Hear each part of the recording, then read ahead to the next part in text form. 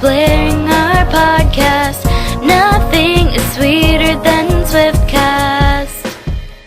Hey everybody. Hey. Hey. And welcome to episode 80 of Swiftcast. This is Nate. Ashley. And Steph. It sounded so weird to hear you say episode 80 because I feel like we're so old. Well, it's been what? Let's see, a year and a half now, right? Crazy. Yeah. We're really getting up there in episode numbers. So did you guys watch the CMAs this past week, even though Taylor wasn't on? I actually did not. I purposefully, happily boycotted them. Yeah. Her not being on there really kind of, not soured it for me, I guess, but I don't know. So did you watch? I watched the whole thing, and really it kind of solidified my thinking that she made the right move. Well, that's what I was going to say. I've just been sort of frustrated with them year after year. I know they gave her the pinnacle last year, but I just have felt like, and with honestly a lot of award shows, but especially with the CMAs, that they use Taylor for ratings. They hype up that she's going to be appearing and performing, and then they don't give her the big awards that she should get. Yeah, I agree completely. I think it's evident that they do that too, because for every promo of these award shows, they always put Taylor on it. She's always the top one listed, and then she goes home empty-handed, which I understand you can't win an award every time, but in recent years it's gotten so bad. And with the show I watched on Wednesday, it was like the same people win everything over and over again, year after year, and it's getting so frustrating. It was literally the same exact show as it would have been if she was there or not there.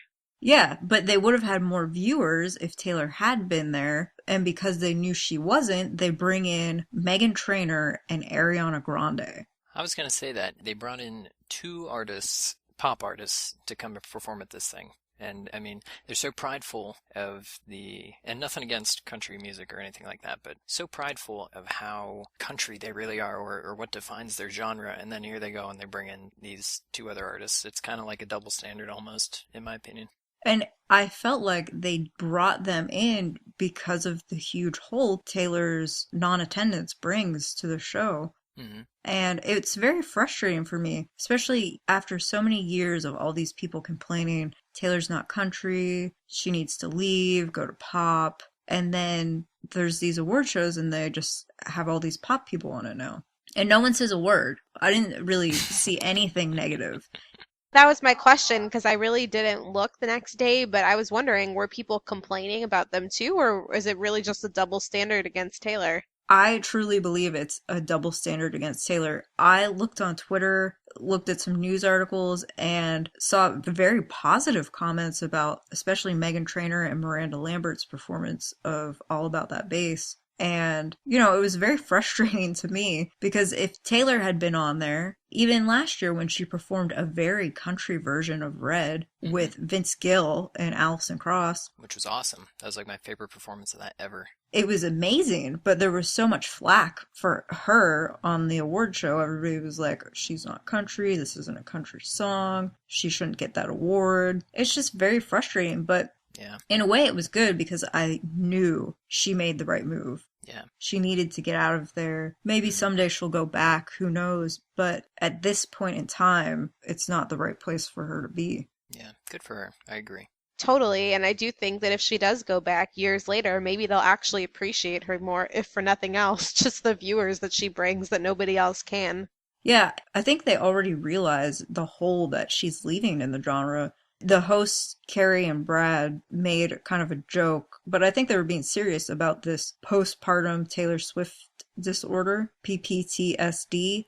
Oh, that's what that stands for. Yeah, they said it's a huge epidemic. They said they need the president to do something about it because Taylor is now pop and she's in New York instead of Nashville. And Brad Paisley said, in all sincerity, we wish Taylor the best of luck, and if she ever wants to come back here, there's a seat for her. He joked that it was Blake Shelton's seat that she could take. But this became a worldwide trend on Twitter pretty quickly. And so I think everybody recognized what a hole there is. That's the only way I can describe it, is just a gaping hole in the whole award show without her presence. Well, I hope she does actually come back one day. It's almost like leaving the nest and then coming back to show how awesome you are, I guess. I don't know. Yeah, I don't think she should do it anytime soon. I think this pop thing is really working out for her. I think she's got at least a couple more awesome pop albums, and then maybe as she gets a little older, she'll go back and do like an all acoustic country thing. That would be cool. That would be cool. But also another reason why I think this award show showed she made the right move, there are just like no females at all in country music. She needs to go to a different genre that actually is very embracing of females, like pop. There are so many girls just dominating. I can only name two mainstream anyway, country singers right now. Miranda Lambert, Carrie Underwood. That's it. That's all I know. And that's exactly what it is. I just read an article today about how if you look at the top 30 songs right now on country radio, it's Miranda and Carrie. That's it. Wow. And even between the two of them, Miranda is pretty much the only one who ever takes home awards. Yeah. It's frustrating, but I think hopefully for all of you, hopefully you all felt the same way, whether you watched the show or not, but she made the right move. This was the perfect time to make the move too. I totally agree. Well, without further ado, we have all kinds of other news, too, to talk about. Yeah, it's been a pretty eventful week. It's been crazy, to say the least. We thought release week was crazy. This was even worse. So, first, the most important piece of news of the whole entire week that we were all waiting for, 1989 broke the record and sold 1,287,000 copies in the first week. Woo! If you guys don't know, that is pretty incredible. So she's now the first artist literally ever to have 3 separate weeks of selling over 1 million copies. As the first week, yeah, that's incredible. I think, Backstreet Boys and NSYNC are the only others who had 2 million selling first weeks. And that was back when everybody still bought CDs. Right. That was before iTunes and basically the digital age, I guess, so... And the other really cool thing is that I just heard, she's projected to sell 400,000 in the second week, which will be the second highest selling week of the whole year. So all the other albums that have been released this whole year haven't even hit 400,000. That's insane. Yay, Taylor. Good for her. She's really doing it again. Although part of me was like, why didn't the people who bought the 400,000 this week buy them the first week? So she could have broken Britney Spears' record for the most selling as a female act. It was like 1.3, and Taylor was so close. Yeah, but all the people buying it this week are probably people like us who are just going back and buying even more copies than Just what they more bought albums. last week. Yeah, I did go back and buy more, so that's definitely a possibility. But we'll beat Britney's record with the next album, I think. What's really cool is that it's always been, every album has increased. It's never dropped down. She's just on a complete upward climb. Well, I want to know, now that it's over, who all won the Swiftcast. Oh, yeah, that should be announced, next week? Is that right? It should be, yeah. They said November 20th. But hey, if these albums that she keeps releasing keep breaking her own previous records, dare I say album 6, whoa, there it is.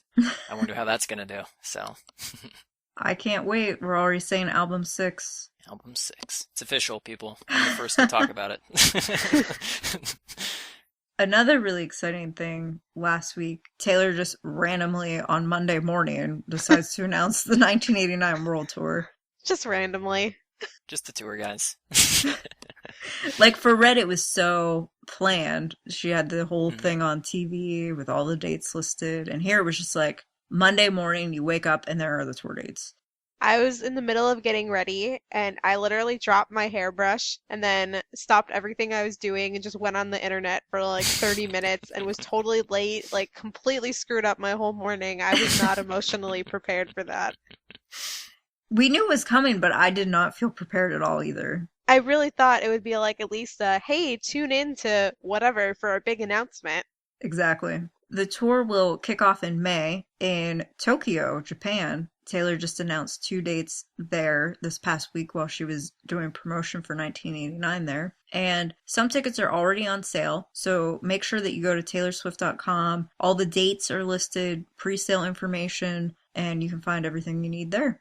It's pretty exciting for Tokyo that usually they have to go so long in between seeing her, but she's coming back there first when she was just there at the end of Red. Yeah. I wonder if some of them are disappointed though. Like, what are we gonna do between now and album 6 touring? Yeah, that's true. Well, some more exciting news. If you guys have not heard, Taylor's next single is going to be Blank Space. Yay! So anyway, she's going to be performing it at the AMAs actually on November 23rd. I have a feeling that is going to be the best Taylor award show performance of all time. Oh, I really hope so. I think it will be. Yeah, I've already started hearing the song on the radio. I think it's going to beat the Haters Gonna Hate 22 performance, I think.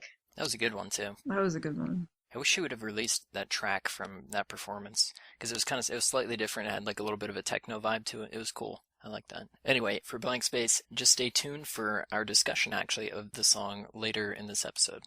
So, in other award show news, Taylor was just announced to have 3 People's Choice Awards nominations. Those are for Favorite Female Artist, Favorite Pop Artist, and Favorite Song for Shake It Off. And those are going to air in January, but you can vote starting right now, so go to peopleschoice.com and vote for that. And hopefully she attends. I think she has in the past.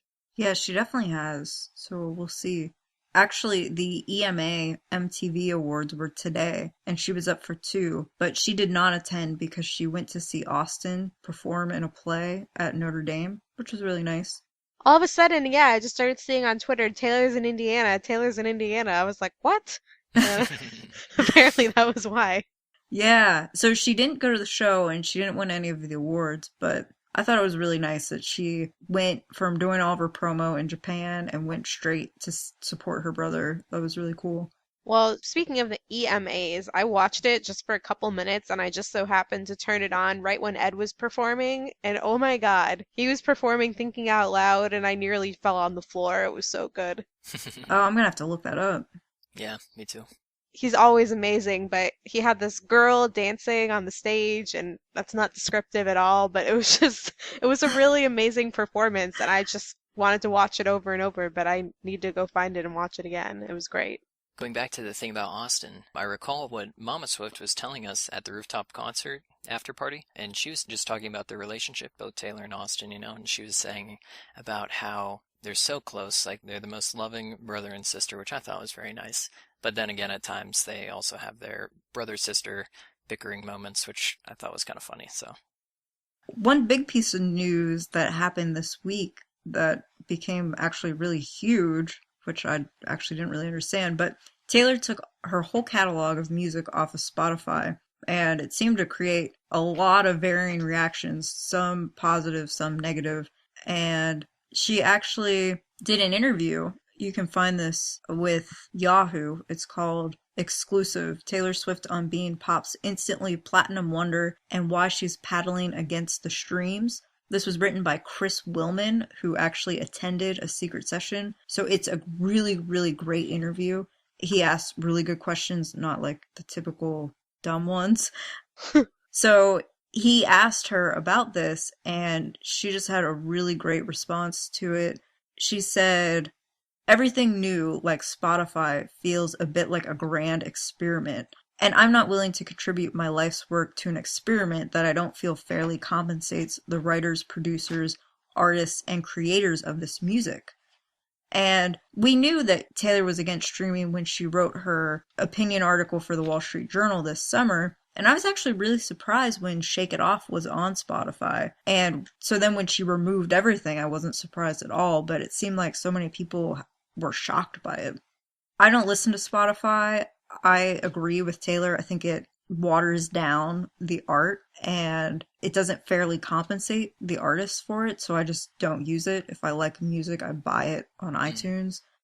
Which some people might look at that as like a selfish move, I guess, if that makes sense, but it really isn't. She is a big enough artist to be able to take a stand almost against a company like Spotify by removing all of her music. If they're not getting fairly compensated, they're not getting fairly compensated. And she's doing that to prove a point not only to Spotify, but possibly to the other artists that agree into that service, basically. So I understand that. I know that when Red came out, I remember at one point Scott Borchetta saying that in advance, telling people that it's not going to be on Spotify for at least, I think it was like 6 months. He was like, we just aren't going to put it on there until later. And so I pretty much knew that she wouldn't be putting 1989 on there, but I was still kind of surprised that she would go back and take off everything she had on there. Although I guess we don't really know, and I'd be interested to know how many copies of even her old stuff still sells now, because it probably actually might be a lot.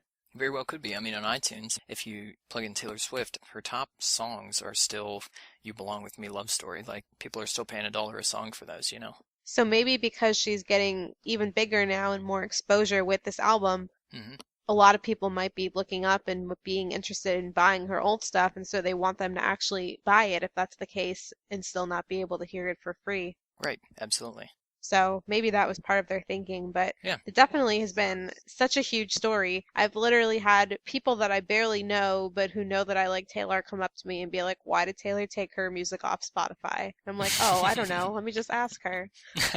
Let me call her up.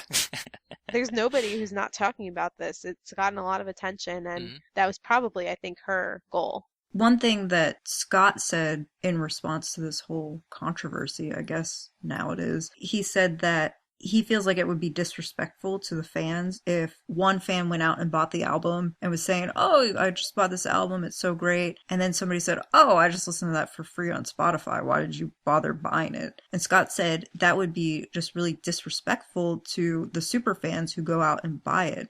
I thought that was really poignant and nice to say, and I agree with him. That's totally true, especially for those of us who've bought, like, I don't even know how many albums I've bought now, so.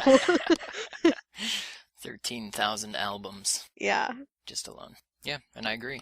Kind of in relation to that, Taylor said, it didn't feel right to me. I felt like I was saying to my fans, if you create music someday, if you create a painting someday, someone can just walk into a museum, take it off the wall, rip off a corner of it, and it's theirs now, and they don't have to pay for it. I didn't like the perception it was putting forth, and so I decided to change the way I was doing things. And one thing that's really interesting is ever since she did this, other artists are now pulling their music from Spotify. Jason Aldean was the most recent. And so here we have again Taylor setting the trend. And I think we're going to see even more people pulling their music. So it'll be interesting to see what happens with this whole thing. So, in a little bit lighter news anyway, a few things are coming up on Taylor's immediate horizon. I feel like there's a theme here. Yeah, just, a small theme, possibly Christmas themed. In December, basically, there are 3 Jingle Ball shows. First one in LA on the 5th, second one in London on the 7th, and the third one in New York City on the 12th. We're going! Yay! Yay! Well, you guys are. Yeah, it should be a really good time. And then finally, she will be doing on New Year's Eve, Dick Clark's Rockin' New Year's Eve with Ryan Seacrest. So yeah, that'll be really cool. I'm also hoping that, and I'm pretty sure that we will have the 13 Days of Taylor, the highlight of everyone's year, coming up. Yes. For New Year's Eve, was it last year that she did one, or was that the year before that I'm thinking? The year before. It was, okay. Right after Red came out. Right, okay. That was also the infamous outing of her and Harry where they were spotted. I was about to say that. I remember Harry there, so it must have been 2 years ago. Well, now it's time for our mini segments. Lots of Swiftie problems this week, many of them related to the 1989 tour. Our first one from @I'mASwiftie 1989, and they say, I didn't get tour tickets, sad face. That's okay, nobody did. Yeah, brownie face. Join everybody. Some people did, but yeah, we feel your pain. Our next one is from @TSwiftTO. Tour tickets are very expensive, Swiftie problems. I do agree with this. When you compare them to Red, they are much more expensive. I think it might be partially related to the venue, because some venues are much less expensive than others, but it is difficult. Mm-hmm. Both difficult and expensive, yeah. Oof, unfortunately. But I'm sure it'll all iron out in the end. Everyone will be, hopefully, very happy. So, we'll see. Anyway, our next one comes from @MRose13 on Twitter, and they say, listen to the radio for the first time yesterday, since 1989 came out and Blank Space came on. This isn't really a problem, I don't think, but... Yeah, I don't see the problem. More of a Swiftie party, I think. Unless you're driving, that can be dangerous. That could be a problem. Well, our next one's from @Christina131624, and she said, wanting to meet Taylor and living in New York and never ever bumping into her. Swiftie problems. Maybe one day. You never know. Our next one is from @AussieSwift_13. Being at work and the boss refuses to play 1989. Swiftie problems. Boo. Get a new boss. Our next one comes from @MXAquino. I'm sorry if I'm pronouncing that wrong. Anyway, on Twitter. And it says, went to a 1989 Fans Day, and the line was so long, I was like, quote, "You were all I wanted, but not like this." Swifty problems. I want to know what this 1989 Fans Day is Yeah, about. what is that? I think it may have been in Malaysia. Malaysia? I think I read something about it. I've seen photos of these enormous crowds, and I think it was in Malaysia. Oh. For our listeners, email us. Tell us what this thing was. Let us know. Our next one's from @SwiftyNatalie, spending all your money on tour tickets, and she added $3 sign emojis. Swifty problems. Our last one for the week comes from @MeowZana on Twitter. Taylor just came out with an album, and you're like, I want another one. Swifty problems. Yep, like Nate just said, album 6. Album 6. It's on the way. Not to get people way too excited, but you do realize there is a chance she could be writing for it, right? Ooh, That's so true. you can't tell me that. I won't be able to finish this episode. Did you see the one day she said, I have so many songs that didn't make it on the album. Maybe someday I'll just put them on a CD and no one will want to buy them. She said that? She did. And I was like, okay, do that right now. People bought when one of the songs came out on iTunes with just a track of static, so I'm pretty sure people would buy this. Yes, we would buy over 1 million again of songs that did not make it on the album. She could drop a random CD like that with no promo and we would still buy over 1 million. Yes. Time for Nate's favorite segment. Yeah, here we go. All right, time for the fashion segment. Here we go. See how many things I mispronounced this week. Anyway, our first one is from the Ellen DeGeneres show, which was on October 22nd, and she wore a Dolce & Gabbana pleated cotton and silk jacquard shirt. Yeah? Anyway, $887.50 for that one. So, Don't forget the 50. yeah, and 50 cents on that to add insult to injury, I guess. She also wore, again, Dolce & Gabbana, an embroidered, I don't know what this word is, jacquard, I guess, vest, which is sold out now, so it doesn't even matter, so. It doesn't even matter. And lastly, she wore Charlotte Olympia Delphine suede pump. I know what pumps are, those are shoes. Good. Nice, thank you. Which were, oh wow, $895 for those. Also, again, no longer available, so. Well, our next one is from our favorite event of the month, which was the 1989 Ultimate Secret Session in New York City. And Taylor's dress that she wore to the after party after her performance was so cute, and we all wanted it until we found out it was $348. And it's called the Torn by Ronnie Kobo, Kobo. It's called the Geraldine dress, and it is available, but $348 makes it kind of tough. Yeah, better than some, I guess. I don't know. At least a dress is like a full outfit, you know, it's not like a shirt, pants, ensemble thing. I don't know. True. It's so cute, though. She looked so good in it. I really just want the TS 1989 necklace that she had. Scott bought that for her, right?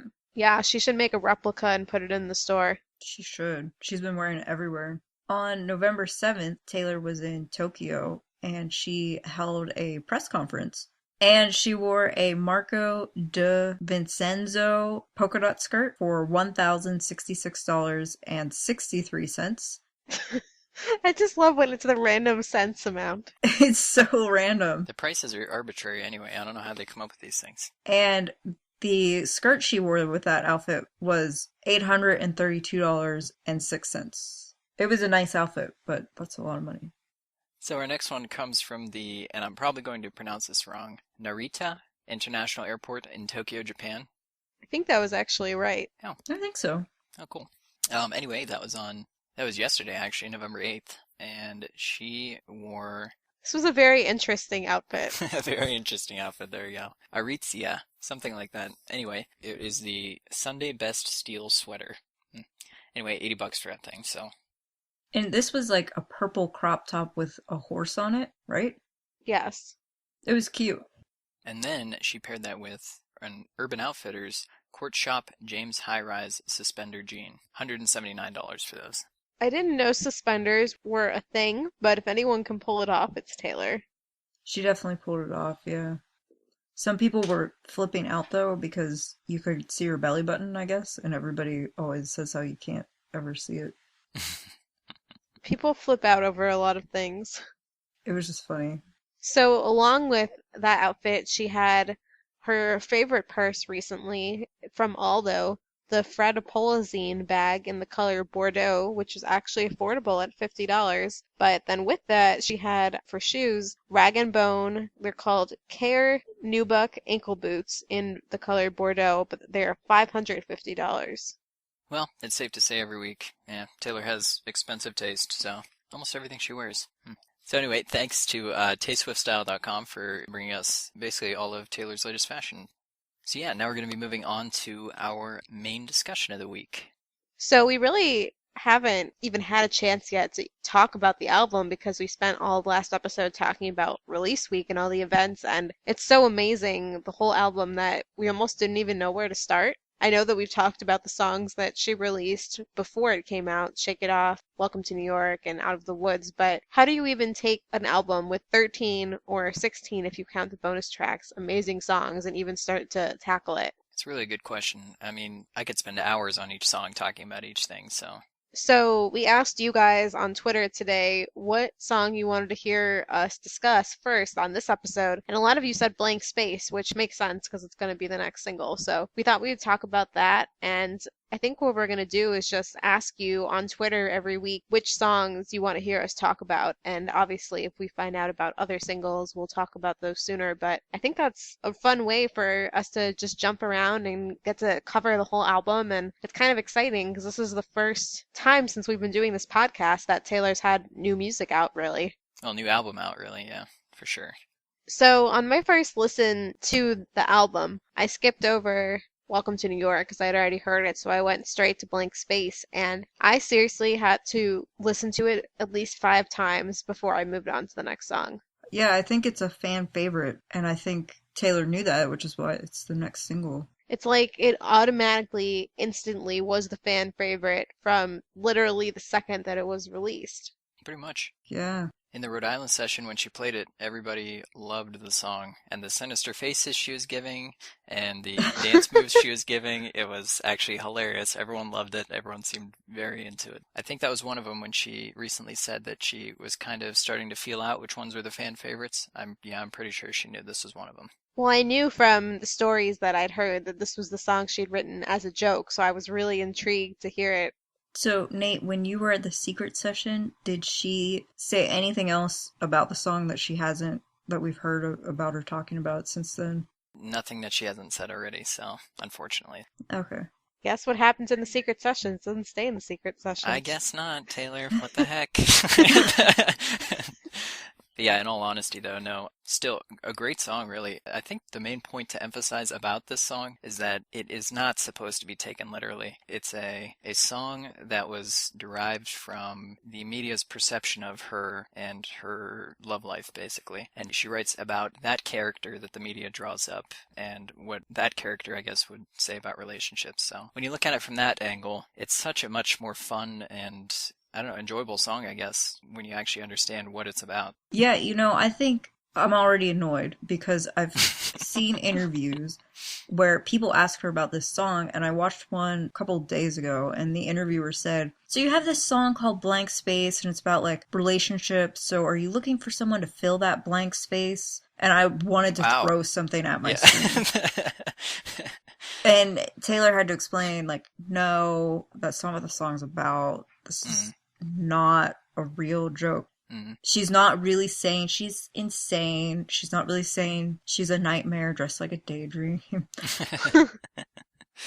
So it is risky, but I love that she's doing it because I get so tired, and I can't imagine how she feels when you see all these news articles listing 15 guys she's dated when half of them you've never seen her with, and the other half she maybe had lunch with like once. And it's so frustrating, and you can write in comments or whatever that it's not true, but people just think what they want to think. And here she's just coming out, hitting the critics hard and saying, no, that's not how it is. And when you listen to the voice memo on this, I think it's really cool how she initially was going to have a lyric like about how those things that you've heard about me somewhere in there, and she cut that out. So I think originally she was going in a direction of saying like, this is what you hear about me and it's not true. But then she decided to just completely embrace this character that the media makes out of her. And I actually really like that. She changed the direction of the song that way. I would totally still buy and love and listen to the song of just her muttering half of it like she did in the voice memo. Yeah, it was really hard to make out what she was saying in the voice memo. But I really liked it. And it was cool how it was the guitar, too. Yeah, Right. that was cool. Because you don't get any guitar sounds really in the finished song, and it already got me thinking, even though I know this won't happen, how much I want her to play it acoustically on the B stage, but that's not going to happen. Maybe for album 6, right? Yeah, there we go. Yeah. Or maybe if she has another show where the power goes out, like that one show. Oh, yeah.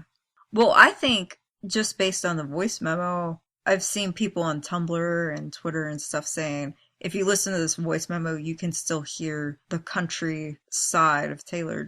But one of my favorite parts was when Martin and Shellback were doing the yelling in the background, and Taylor was like, this is like a Nelly 2002 track. And that's my favorite part. Because it really did sound like a Nelly did. song, what they were doing. It was hilarious. You could just hear how much fun they were having writing that song, too. Just coming up with the initial idea, so it was cool. And she was like, I brought them this idea, and I totally thought they were going to be like, no. I think not only is the song fun and catchy, but the lyrics are very clever. I love the don't say I didn't warn you part. Obviously everybody loves the nightmare just like a daydream line. Just all of the lyrics in that song really are clever and witty. Well, it's so funny to me because obviously before the album came out, several weeks before is when we found out the fragrance was going to be called Incredible Things. And I'm sure most people assumed that was going to be some really powerful lyric in one of the songs. Mm-hmm. And it's just a total sarcasm thing. Mm-hmm. Yeah. I think it's a great name for the fragrance. I just wonder what made her decide to go with that. I thought the same thing when we found out the perfume was Incredible Things and we didn't know anything about this song. You know, for me, it's like you're thinking of like Enchanted, all those lyrics, Wonderstruck. The second perfume was named after the title of the song. So I expected some like maybe ballad Something song. bigger. Yeah. It was funny, when I first heard it when she played it for us, and then I heard you guys actually talking about it afterward. You know, I didn't want to disappoint you guys, but I'm like, okay, yeah, it's really not that important, I guess. But yeah, it's just kind of funny. You mean when we said this must be a lyric somewhere? Yeah. Mm-hmm. Okay. Like, well, yeah, it's pretty insignificant almost, but can you believe that we've already heard this song live? No. And I can't believe it's going to be performed on the AMAs. Woo! Already. And some people are speculating that there will be a music video released this week. We know she's already filmed at least 2 or 3. And there were rumors going around that she filmed some music video in a castle in New York City. So I don't know if that would be blank space, but who knows? With the way things have been going with her, Monday morning we might wake up and there will be a new music video. And we'll all go to work with like mismatched socks and like Ashley's hairbrush will still be stuck in her hair. When we were at the Ultimate Live Secret Session, you know, we kind of knew she couldn't be doing the whole album and she's probably doing 4 or 5 songs. And we were trying to guess what songs she was going to do before the performance actually started. And I don't remember, Nate, do you remember? Did we predict Blank Space? We did. Mm-hmm. Because I was so excited when she actually played it. Yeah, predicted Style. I predicted Bad Blood, which she did not. We pretty much knew it would be the 3 she'd already released. And then you said Style, and yeah. Yeah. I think this was definitely the right choice for the second single. We've said before on many episodes that, well, Nate's definitely said it on many. I've probably only said it on one. But that every single song on the album could be a single. Seriously, it could. But I think this was the perfect second single. Definitely, yeah. I honestly think, and I know she's had a lot of really catchy songs, but that this is one of the catchiest songs she has ever had. Yeah, you know, I think you might be right. Of all time. Well, but then I changed my mind because I think of Shake It Off and Shake It Off. I don't know, I think this is catchier than Shake It Off. I don't know. Just my opinion, of course, but... I think a lot of fans are putting Blank Space as their absolute favorite off the album. I don't know that I could even choose an absolute favorite. It's so impossible. How about you guys? Is this your absolute favorite? No, I can't give an absolute favorite.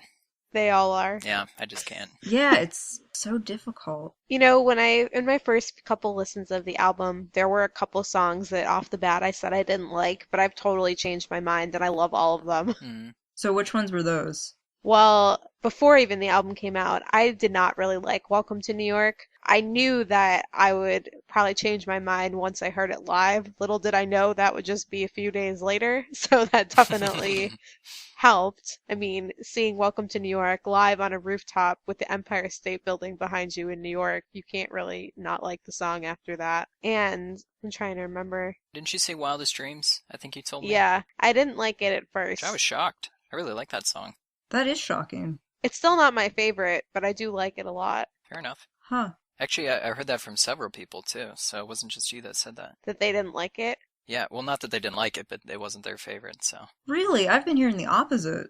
I think I was just expecting something different based on the name. I'm not sure exactly what I was expecting. Fair enough. Well, yeah, Steph, a lot of people have since come around. I don't know if that's the wake or anything that you've kind of experienced, but. I don't know. I loved it. I still love it. Mhm. For me, it kind of reminds me of Tim McGraw in a way. This like kind of nostalgia, Mhm. like remember me in this dress. When you think Tim McGraw, think of that little black dress. I didn't think of that. I can see that. I was going to say that sort of the tone of the song reminded me of Treacherous. Oh yeah. Kind of like a bittersweet tone. Mhm. Yeah, I can see that too.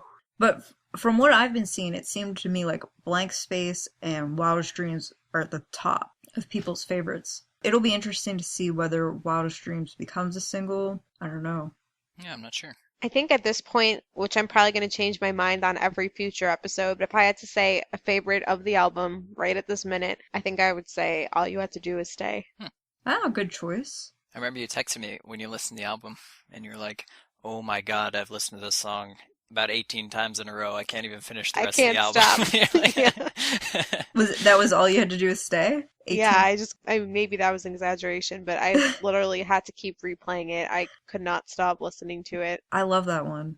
I think if I had to choose right now, and it probably would change too, I would go with either I Know Places or Queen. Yeah, I think I Know Places is probably tied with Wildest Dreams as my two least favorites. Really? Oh my gosh, Wow. I love I Know Places. I don't know. I like it. I can't exactly explain what it is about it that I don't love. I think it's just interesting because it's pretty much saying she could hide a relationship. The lyrics are really clever to me. I really liked just hearing how it started on the voice memo. Yeah, the voice memos sounded so perfect. I feel like her piano rendition sounded even darker than the song itself. Yeah, it did. That's what she emphasized too at the secret session. Because she played you that voice memo, right? Yeah, she did actually. That was the one voice memo that she played us at the secret session. So, and yeah, it was exactly how she envisioned it, I guess. So she wanted this very dark, just tone to this song with this, heavy bass drop, or not bass drop, but heavy bass to it, I guess. Whatever you call it, heavy beat. I don't know. See, even though I just said it's one of my least favorites, when I actually start thinking about it, I think about all the things that I really like about it. So I guess it's just that the whole album is so good that I have to have some songs that I like less than others because there's so many that are so amazing. But I really do like the whole album. I don't feel the need to skip over any songs when I listen to it, and I can't say that for Red. Yeah, I think that's the most important thing about this album. Even if you have a song that might be your least favorite, quote unquote, It's still a favorite. it's still a favorite and you're still not skipping it, which is why Taylor certainly achieved her goal of making this a cohesive album, I think. Sometimes when I listened to Red, I felt like I was on this huge emotional roller coaster, and it was like 1 minute I'm 22 and the next minute I'm like crying about a scarf, and then like it just was such a tumultuous It was. journey just listening to that album. I can't imagine what it was like to live through it. But this is just, it feels like a story. The whole album feels like a story, and it's so cohesive and fluid. There's no skipping anything, which I love. I think one of my absolute favorites has to be This Love. Nathan Chapman. Oh, was that him? Yep. And it's cool that she did a song with him again. I'm glad she did. Yeah. Well, I think that just proves that she should keep working with him because he's obviously not limited to one type of sound. Right, exactly. Nate, if you had to pick one favorite at this moment, we know it probably would change. What would you pick?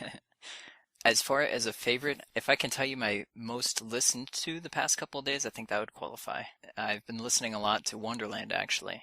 I really like the imagery and the beat and just the sound of it. I don't know, it's really a great song. I'm shocked it did not make it onto the main part of the album and that it's a bonus track, I guess, but... Yeah, that is one of mine, too. Again, it's like, I can't pick a favorite. They're all favorites. But that one, I've been listening to a lot as well. Quite a good song. I truly hope that ends up on tour somehow. Somehow. Please. I think she could do such a great production of that song. And she would make it sound different and like really dark, probably. Like really cool. I feel like we've kind of strayed very far from Blank Space. Well, back to Blank Space, I guess. I did want to say it has been officially, or well, unofficially released, at least on Twitter that I've seen, for the single album cover. Am I right? I haven't seen it. And the official art, supposedly, is from one of the Polaroids. It is actually number 33 in the Polaroids, if you happen to own them or are able to look it up. It's a picture of Taylor. I think she's in a church. I'm not really sure, but she's leaning over what appears to be a pew, and just kind of dangling her arm there. Anyway, it's a nice picture. And the caption on the Polaroid itself for number 33 is, "Boys only want love if it's torture." I can see that being the cover because it looks similar to the style of the Shake It Off cover. Yeah, it really does, yeah. Yeah. I'm guessing they might have all the single covers for this album be in the Polaroid style like that. Yeah, hopefully. And that line is another one of my favorite lines from the song. Oh, of course, yeah. I love that whole part of the song. So hopefully that gets released on Taylor's store as hopefully a numbered single and not a... I'm not even sure because Shake It Off is still up there. I mean, I don't know. Yeah, I definitely like the limited numbered singles. Yeah, so it at least, retains its value that way. One last question for you guys. You know when she says, got a long list of ex-lovers, did you also hear Starbucks? I kept hearing Starbucks. No, that's funny. I never heard that, but I saw people saying that, and then once I saw that, I could hear it. I heard it maybe the first 2 times I listened to it, and then I realized she was saying ex-lovers. And then I felt dumb, but then I saw all these other people thought the same thing. The one that I mixed up was on Welcome to New York, right at the beginning when she says, heartbeats under coats. What I kept hearing was happy tender coats. I'm like, what is a tender coat? I'm like... Anyway. I think I actually heard something similar. Did you? Yeah. I think it took me a few listens to get that one too. But a long list of ex-lovers makes way more sense than Starbucks. Although Starbucks makes some sense. She does like coffee. Well, it's just made me think about the fact that even her saying long list of ex-lovers is just such total sarcasm and so funny. Because her actual list is so short. I think when she wrote that, she probably was thinking about those slideshows that have 20 guys she's never met on it. The other thing I really loved was the part where it says she gets drunk on jealousy because all of these articles always talk about how she's so emotionally unstable and insecure. And I really like that lyric too. She had a lot of very on point, just great individual lyrics in that song to comprise the whole thing. It's very well done.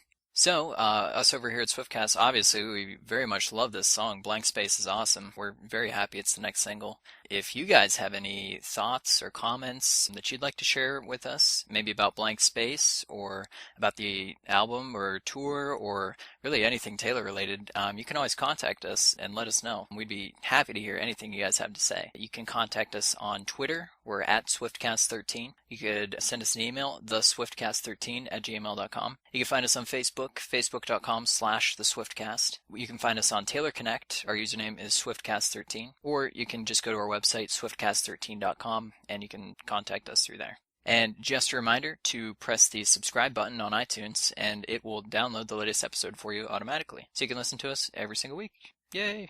Definitely do that. So, for next week, what do you guys think Taylor's going to be doing? I agree with Twitter in thinking that Taylor's going to surprise drop the Blank Space video on us.